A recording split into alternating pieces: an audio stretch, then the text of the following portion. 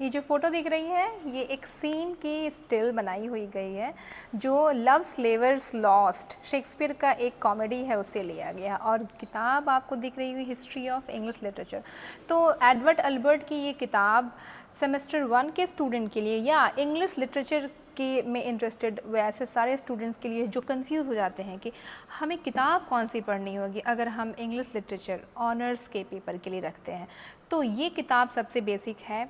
और ये पुराना सबसे पुराना एडिशन है, इस एडिशन में अब नहीं मिलेगा आपको, ये किताब नहीं मिलेगी, लेकिन content will be the same. तो इसमें एज वाइज सारा कुछ दिया हुआ है कि रोमांटिक एज है या विक्टोरियन एज है या शेक्सपियर का जो एज है उसमें कौन कौन से और सारे पोइट्स हुए थे वो सब दिया गया है। तो ये बेसिक है। बेसिक के बाद आपको एक और नैरेटिव काइंड ऑफ हिस्ट्री जो है वो आपको मिलेगी राउटलेज के the Routledge history of literature in English.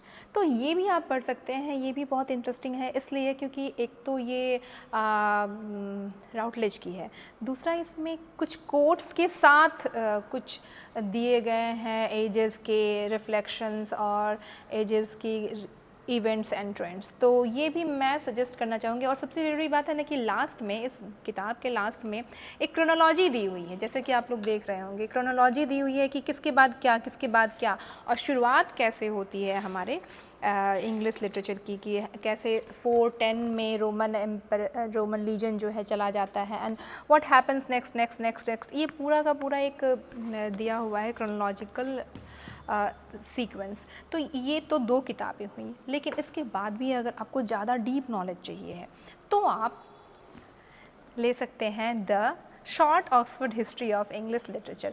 I will suggested, ये मेरी बुक है, एक बार चूहे ने इसे खा लिया था तो ये इतनी सी बची है, दैट वाज माय केयरलेसनेस। तो ये किताबें हो गई आपको 3 किताबें, एक तो ऑक्सफोर्ड यूनिवर्सिटी प्रेस की जो कि अल्बर्ट की, दूसरी जो राउटलेज पब्लिकेशन की, तीसरी ऑक्सफोर्ड की शॉर्ट हिस्ट्री। और इन तीनों किताबों को पढ़ने के लिए अगर शुरू करते हैं आप तो उसमें कुछ ऐसे वर्ड्स मिलेंगे जो आपको समझ में नहीं आएंगे, बहुत इंट्रिकेट या फिर नए तरह के वर्ड्स, और उसकी मीनिंग आपको डिक्शनरी में नहीं मिलेगी। तो उसकी मीनिंग के लिए आपको ख़रीदनी होती है एक ग्लॉसरी ऑफ लिटरेरी टर्म्स जो है एम.एच. आब्राम्स की।